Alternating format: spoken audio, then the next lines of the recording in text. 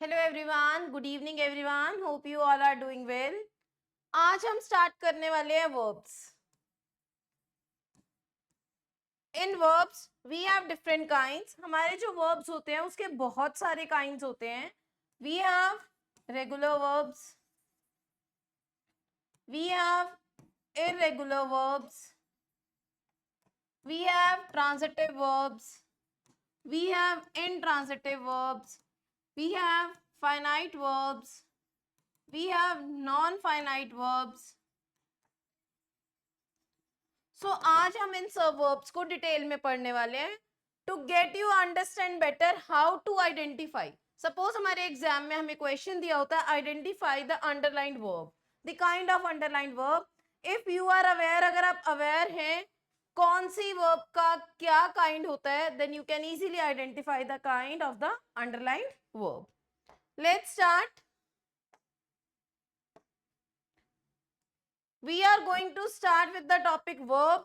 Verbs. A verb is a word that refers to an action. Basically हम verbs को doing words भी कहते हैं, action words भी कहते हैं, but includes action, a state of being, a possession belonging in a sentence. What does it say? It says the boy kicked the ball into the goal. So it is the action. ये क्या describe कर रहा है हमारा action. एक boy ने, एक लड़के ने किक किया बॉल को इनटू द गोल, गोल में। सो किक, किक वर्ब से हमारा पास्ट बना है किक्ड, और यहां पर हम उसका फिजिकल एक्शन बता रहे हैं। Here we are telling his action. The girl thought carefully about the answer to the question. Girl ने सोचा, द गर्ल लड़की ने सोचा ध्यान से about the answer to the question, कि इस क्वेश्चन का क्या आंसर होगा। सो यहां पर हम उसका मेंटल एक्शन बता रहे हैं। Next we have my sister owns a beautiful necklace. Owns का मतलब क्या होता है? स्टेट ऑफ बीइंग, उससे रिलेट करना। मेरी सिस्टर ऑन्स लेती है एक ब्यूटीफुल नेकलेस, या बिलोंग करता है किससे? मेरी सिस्टर से। I am feeling happy today. Now here you are telling your possession, your belonging, कि आप कैसा फील कर रहे हैं। I am feeling happy today. So जो हमारी वर्ब्स होती है वो हमें हमारा एक्शन, हमारा स्टेट ऑफ बीइंग, हमारी पोजेशन, हमारा मेंटल एक्शन, हमारा फिजिकल एक्शन, हमें इन सब के बारे में डिटेल देती है। This is the most important point, a note to remember. A sentence is not complete without a verb. एक सेंटेंस एक वर्ब के बिना इनकम्प्लीट है। It must have at least one verb to convey a complete thought. आपको क्या वो message देना चाहता है जो सेंटेंस है, आपको एक कंप्लीट थॉट के लिए एक वर्ब का होना बहुत जरूरी है। Late me give you an example.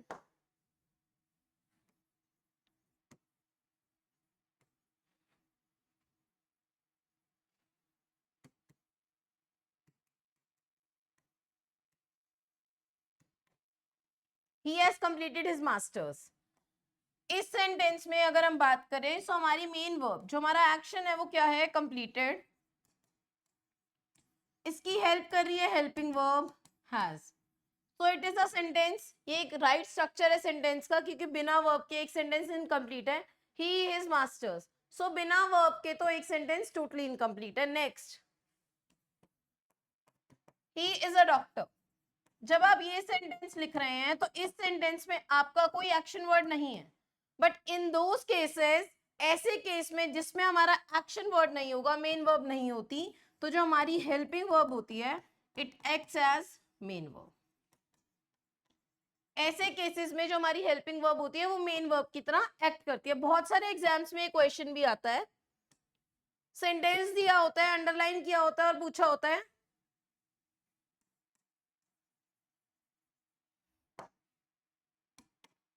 Rahul is watering the plants. Rahul पौधों को पानी दे रहा है। सो इस केस में इज का यूज हुआ है और वाटरिंग का यूज हुआ है। वाटर वर्ड से बना है वाटरिंग। सो यहाँ पर ये हमारी मेन वर्ब है और ये हमारी हेल्पिंग वर्ब है। सो इस केस में अगर हमारा इज अंडरलाइन हुआ है तो हम उसको हेल्पिंग वर्ब की तरह आइडेंटिफाई करेंगे। लेकिन अगर नेक्स्ट सेंटेंस में है शी इज अ टीचर, सो यहाँ पर जो हमारा इज है वो भी एज अ वर्ब यूज हुआ है, but in this sentence is used as main verb. So किसी भी सेंटेंस में अगर आपकी helping verb is acting as main verb, so वो उस सेंटेंस में अपना फंक्शन मेन वर्ब की तरह कर रही है। यहां पर आपको पोजीशन बिलोंगिंग दिखाई जा रही है, शी इज अ टीचर, वो क्या है, वो एक टीचर है। Next we have kinds of verbs में main verbs and principal verb. See before explaining it with slide, जब हमने क्लॉजेस किए थे, हमने क्लॉजेस में भी एक पार्ट किया था, principal clause and dependent clause. Principal clause को हम मेन क्लॉज भी कहते थे और डिपेंडेंट क्लॉज को हम सबऑर्डिनेट क्लॉज कहते थे। इन द सेम वे जो हमारी वर्ब्स होती हैं, वर्ब्स के भी दो काइंड होते हैं। What are these two kinds? जो हमारी मेन वर्ब होती है उसको हम प्रिंसिपल वर्ब भी कहते हैं, और जो हमारी हेल्पिंग वर्ब होती है उसको हम ऑक्सिलियरी वर्ब कहते हैं। तो ये दोनों जो टाइप है हमारे काइंड्स है हमारे वर्ब्स के, मेन वर्ब और helping verb, this I have explained in the last slide. जो मैंने लास्ट स्लाइड में आपको एक्सप्लेन किया कि जब मेरे पास सेंटेंस है और उस सेंटेंस में मेन एक्शन वर्ड के साथ एक हेल्पिंग वर्ब यूज हुई है, तो it is acting here as, is हमारा यहाँ पर फंक्शन कर रहा है एज हेल्पिंग वर्ब, और वाटरिंग हमारा फंक्शन कर रहा है as main verb. So watering क्या है, यहाँ पर हमारी प्रिंसिपल वर्ब है, एंड इज क्या है, हमारी ऑक्सिलियरी वर्ब है। बट इन सेकेंड सेंटेंस, दूसरे सेंटेंस में आपके पास है शी इज अ टीचर, तो इस सेंटेंस में आपके पास कोई एक्शन वर्ड नहीं है, there is no action word. So in this case जो आपकी हेल्पिंग वर्ब है, it is acting as main verb and it is functioning as principal verb. इस केस में ये आपकी as a principal verb functioning कर रही है। So here we have a main verb. एक main verb क्या होती है? It is the principal verb in a sentence.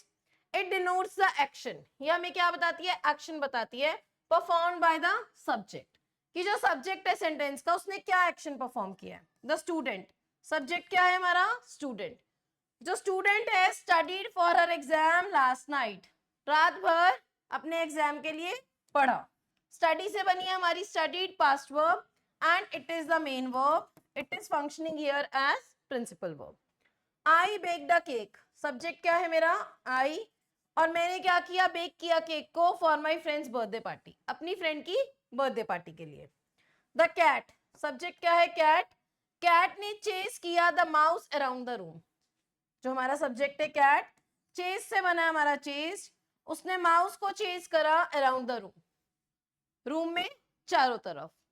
The birds built, अब बिल्ट क्या है हमारा? बिल्ड होती है हमारी प्रेजेंट वर्ब, इससे बना है हमारा past verb built. So birds ने क्या करा? बिल्ड करा नेस्ट को in the tree outside my window. So in सभी सेंटेंसेस में कहीं पर भी आपका हेल्पिंग वर्ब का यूज नहीं हुआ। हर जगह पर जो आपका मेन वर्ब है, एक्शन वर्ड है, it is functioning as the principal verb in the sentence. So main verb हमारी सेंटेंस की क्या होती है? जो सब्जेक्ट के बारे में प्रॉपर एम्फेसिस करके हमें उसका प्रिंसिपल एक्शन बताती है, and it acts as principal verb of the sentence. Next we have helping verb. Now here we have helping verbs. Helping verbs को हम auxiliary verbs भी कहते हैं. They are used the main verb to form different tense. Yes. अब ये क्या होता है? ये एक main verb के साथ यूज होती है। Last sentence था हमारा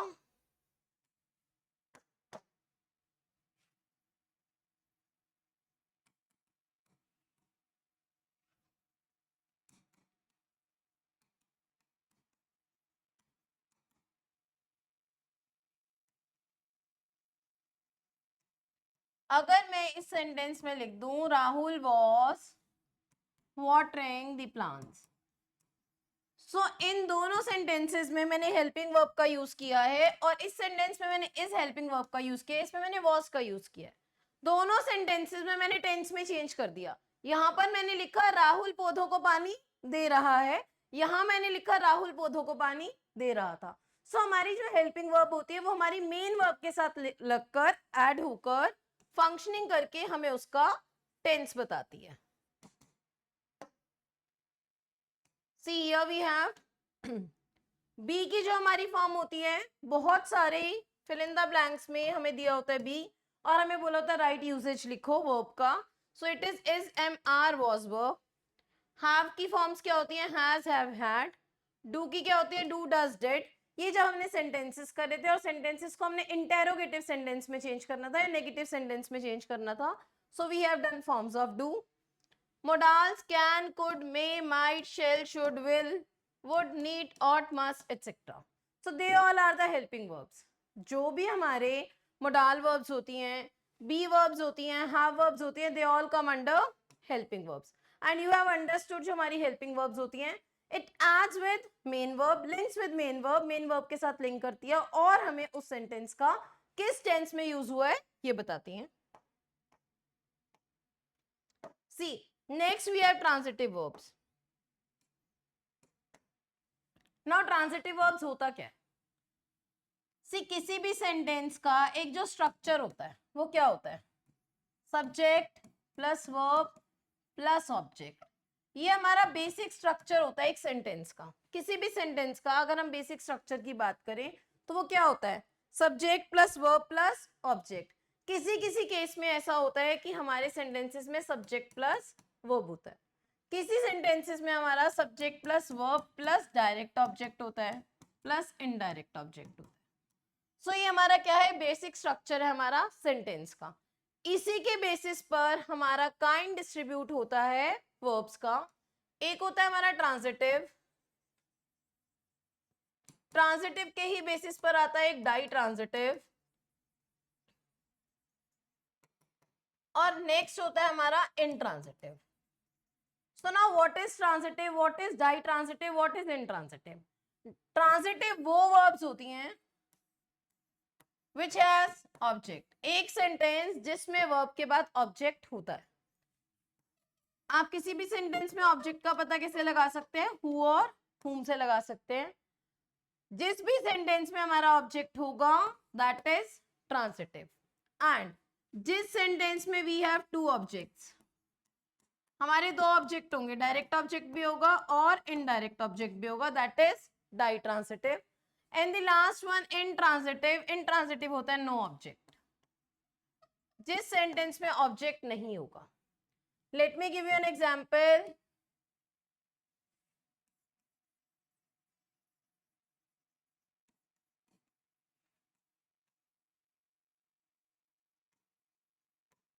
राघव प्लेस फुटबॉल. राघव क्या खेलता है? फुटबॉल खेलता है. तो यहाँ पर आपका सब्जेक्ट क्या है? राघव.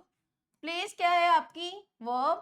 फुटबॉल क्या है आपका? Object. We have only one object, so this is transitive verb.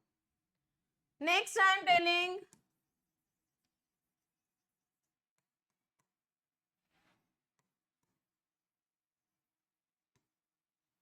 Raghav plays football with his friends.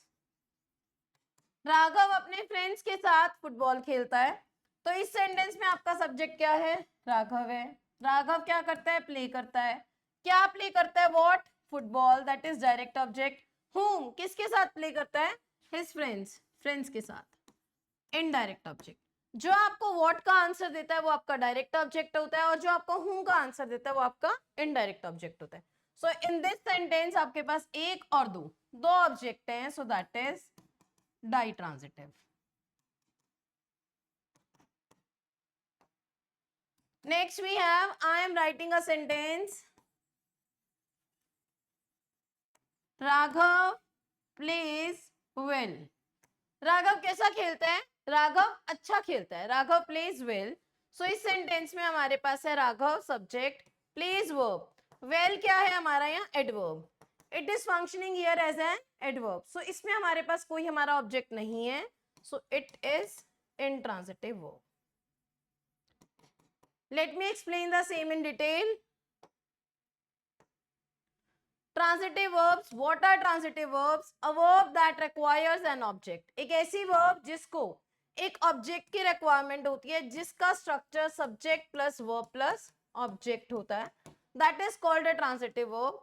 You can find the object by asking the question. Yes, this I have told you. आप जो भी आपके पास sentence लिखा है आप उससे question पूछो what and whom. अगर आपको उसका आंसर मिलता है it means the sentence has object. She ate the pizza. उसने क्या खाया? पिज्जा खाया, सो it is the answer of what. He kick the ball. उसने क्या किक किया, किसको किक किया, बॉल को. So we have object, here we have subject, here we have verb, here we have object. So this is the function of transitive verb. और transitive verb हमारी वो verbs होती हैं जिसमें हमारा sentence का जो structure होता है वो subject plus verb plus object होता है, as well as we have object in the sentence. Next we have ditransitive verbs. अब ditransitive क्या होता है, अभी explain किया मैंने. Ditransitive verbs वो verbs होती हैं जो ऑब्जेक्ट की फंक्शनिंग डायरेक्ट ऑब्जेक्ट और इनडायरेक्ट ऑब्जेक्ट दोनों की प्रेजेंस में करती है. Some transitive verbs take two objects. ऐसी ट्रांजिटिव वर्ब्स जो अपने साथ दो ऑब्जेक्ट्स को कैरी करती हैं. One of them is direct object and other is indirect object. This is known as ditransitive verb. Let's see. A verb that can have two objects is called ditransitive verb. Here we have example. He showed his sister the picture. He showed what? उसने क्या दिखाया, picture दिखाई. So that is direct object. किसे, to whom? His sister. Indirect object. So इस case में हमारे पास दोनों object हैं, डायरेक्ट ऑब्जेक्ट भी और इनडायरेक्ट ऑब्जेक्ट भी है. And the answer of what, the answer of what is direct object. किसी भी सेंटेंस में आपको डायरेक्ट इनडायरेक्ट को फाइंड आउट करना है. So ask the question what to the sentence. जो आपका सब्जेक्ट है आप उससे व्हाट पूछिए. अगर आपको व्हाट का जो आंसर मिल रहा है that is your direct object. He showed what, he showed the picture. So the picture is direct object and to whom? His sister, that is indirect object. Next we have intransitive verb. Transitive we have done which has object. Ditransitive we have done which has two objects. Now intransitive which has no object. ऐसे sentence that doesn't require an object to complete its meaning. ऐसा sentence और ऐसी verb जिसको किसी भी object की requirement नहीं होती अपने मीनिंग को कंप्लीट करने के लिए. शी लाफ्ड, वो हंसी. द एथलीट, जो एथलीट था, रैन, भागा. द चाइल्ड, चिल्ड्रन स्लैप्ड, बच्चे जो थे वो सो गए. So here we have no object but still the sentence is giving us complete sense. जो हमें सेंटेंस है वो एक कंप्लीट सेंस दे रहा है. So here the verbs are acting as intransitive verb. Laughed, ran and slept are the verbs. They do not require any objects. That's why they are intransitive verbs. Linking verbs. Now what are linking verbs? Linking verbs are the verbs जो हमारा link करती हैं sentence में either with the main verb. ये हमारी helping verb ही होती है. या तो ये किसी भी sentence में main verb के साथ add होके link कर रही हैं, या किसी सेंटेंस में हमें जो सब्जेक्ट है उसकी क्वालिटी बताई जा रही है, उस क्वालिटी के साथ ये वर्ब ऐड होके एक फंक्शनिंग दे रही है, एक सेंटेंस को एक करेक्ट मीनिंग दे रही है. How? She is a talented musician. यहाँ पर हम एक म्यूजिशियन की बात कर रहे हैं जो बहुत टैलेंटेड है. सो क्या मैं लिख सकती हूँ she a talented musician? No. इस सेंटेंस को कंप्लीट सेंस देने के लिए मुझे किसी ना किसी वर्ब के साथ लिंक करना ही पड़ेगा. सो ये हमारी वो हेल्पिंग वर्ब होती हैं जो हमारी सेंटेंस में it describes the subject, they connect the subject of a sentence, और जो उसका सब्जेक्ट कॉम्प्लीमेंट होता है. अब यहाँ पर हमारा सब्जेक्ट क्या है? शी. यहाँ पर हम उसका डिस्क्रिप्शन दे रहे हैं, कॉम्प्लीमेंट दे रहे हैं कि वो एक म्यूजिशियन है. कैसी म्यूजिशियन है? टैलेंटेड म्यूजिशियन है. सो इसके लिए मैंने जिस वर्ब का यूज किया that is the linking verb. Okay. बहुत सारे स्टूडेंट्स कंफ्यूज होते हैं आज तक भी रेगुलर और इरेगुलर वर्ब्स में, जबकि ये हमारा इनिशियल क्लास का टॉपिक है. बट स्टूडेंट्स को ये पता भी होता है रेगुलर और इरेगुलर वर्ब्स क्या होता है, बट वो क्लियर नहीं कर पाते कि हाउ टू आइडेंटिफाई कि कोई भी वर्ब जो है वो रेगुलर या इरेगुलर कैसे है. लेट मी टेल यू, जो हमारी रेगुलर वर्ब्स होती हैं वो हमारी वीक वर्ब्स होती हैं, और जो हमारी इरेगुलर वर्ब्स होती हैं वो हमारी स्ट्रॉन्ग वर्ब्स होती हैं. Now what is the basic difference between regular and irregular verbs? We all know किसी भी सेंटेंस को जब हम as per tense past में चेंज करते हैं या परफेक्ट में भी चेंज करते हैं, so we require past और past participle. Past participle होता है हमारा third form. So whenever we are writing the past verb, जब भी हम किसी past verb को लिख रहे हैं और हम उसमें कुछ भी चेंज नहीं कर रहे, I am just writing dance का डांस्ड, प्ले का प्लेड, हेल्प का हेल्प्ड, जंप का jumped. I'm not making any, I'm not doing any changes. I'm not making any changes. मैं हमारी वर्ब को पास में या पास पार्टिसिपल में चेंज करने के लिए कुछ भी एफर्ट नहीं लगा रही. Directly I am writing E D. मैं डायरेक्टली डी और ईडी ऐड कर रही हूँ. Dance dance, help help. So ये हमारी वीक वर्ब्स होती हैं, रेगुलर वर्ब्स होती हैं. बट हमारी बहुत सारी ऐसी वर्ब्स होती हैं जिन वर्ब्स को पास में और पास पार्टिसिपल में चेंज करने के लिए कंप्लीट वर्ड चेंज करना पड़ता है. Do, did, done. Second form, third form. Eat, ate, eaten. Wear, wore, worn. So whenever we are changing the past and past participle of the verb and we are making changes in the word, हम उसमें कुछ addition नहीं कर रहे, हम उसके पूरे word में चेंज कर रहे हैं. That is irregular verb. The verbs which change the past or past participle form with the another word, that is irregular verb, and the verbs which are not changing the complete word, they are regular verbs. See examples we have here are those verbs which follow a pattern. जो एक pattern को follow करती हैं forms को change करने के लिए, past tense को वो चेंज करने के लिए ed en t को ऐड कर देती है to the base form. They are following the same pattern only. build, built, built. So जो भी रेगुलर वर्ब्स होती है वो अपना पैटर्न नहीं चेंज करती, they follow the same pattern. Same pattern follow करती है. डी को टी चेंज कर दिया. They are not making any changes. वो वर्ड में कोई चेंज नहीं लाती. They are regular verbs. John clean the table. जॉन ने क्या क्लीन किया? टेबल. क्लीन से बना है clean. Annie close the door. Annie ने डोर को क्लोज किया. सो यहाँ पर हमारा क्लोज वर्ड से बना है क्लोज्ड, डी ऐड हो गया. क्लीन वर्ड से बना है हमारा क्लीन, ईडी ऐड हो गया. सो ऐसी वर्ब्स जिसमें हम सिर्फ ईडी ईएन और टी ऐड कर देते हैं without making any further changes in the word, they all are known as regular verbs. I have already explained irregular verbs. Irregular verbs वो verbs होती हैं which do not follow a set pattern, जो किसी भी set pattern को follow नहीं करती. 8. We ate at a nearby restaurant. हमने पास के रेस्टोरेंट में खाना खाया. So हमारा eat से बना है 8. Word is completely changed. There is no pattern. Ken has eaten take out every night this week. Ken जो है take out एवरी नाइट बाहर का खाता है. सो यहाँ पर हमारी थर्ड फॉर्म क्या है? ईट एट इटन. सो यहाँ पर भी हमने किसी पैटर्न को फॉलो नहीं किया. They all are irregular verbs. Before starting the same we have done main verb जिसको हम प्रिंसिपल वर्ब कहते हैं. We have done helping verb, we have done transitive verb, we have done intransitive verb, we have done ditransitive verb, we have done linking verbs. Last we have done regular verbs and irregular verbs, and in last we have finite verbs and infinite verbs. अब हमारे before starting the same हमारी finite और infinite verbs basically होती क्या है?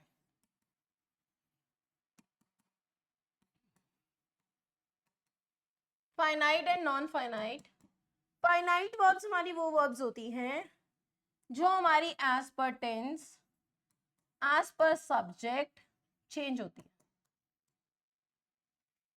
और non finite verbs हमारी वो वर्ब्स होती है इट डजंट चेंज, जो चेंज नहीं होती. एज पर टेंस नहीं चेंज होती, एज पर सब्जेक्ट नहीं चेंज होती, एंड इट एक्ट्स, या तो वो नाउन की तरह एक्ट करती हैं वो वर्ब्स, या वो एडजेक्टिव की तरह एक्ट करती हैं. The verbs which change with the change in person, वो वर्ब्स जो पर्सन की, नंबर की और टेंस की वजह से चेंज हो जाती है. He goes to the market, he के साथ लगा गोज, सब्जेक्ट दे होता तो दे के साथ लग जाता गो. सो ये वर्ब चेंज हो रही है, गोज से गो में कन्वर्ट हो रही है. So he goes to the market, they go to the market, they went to the market. हम सब्जेक्ट के अकॉर्डिंग, टेंस के अकॉर्डिंग इसको चेंज कर रहे हैं. सो फाइनाइट वर्ब्स वो वर्ब्स होती हैं the verb is go because the pronoun they, in first goes because the pronoun is he, and in third we are talking about past. So जो भी verb हमारी person, number और tense के according change होती है वो हमारी finite verbs होती हैं. Next we have non finite verbs. ये कौन सी verbs होती हैं? ये वो verbs होती हैं that does not change, जो अपने आप को person के according change नहीं करती. How? They want to go to the market. वो जाना चाहते हैं कहाँ पर? They want to go to the market. He wants to go to the market. वो जाना चाहता है market. He wanted to go to the market.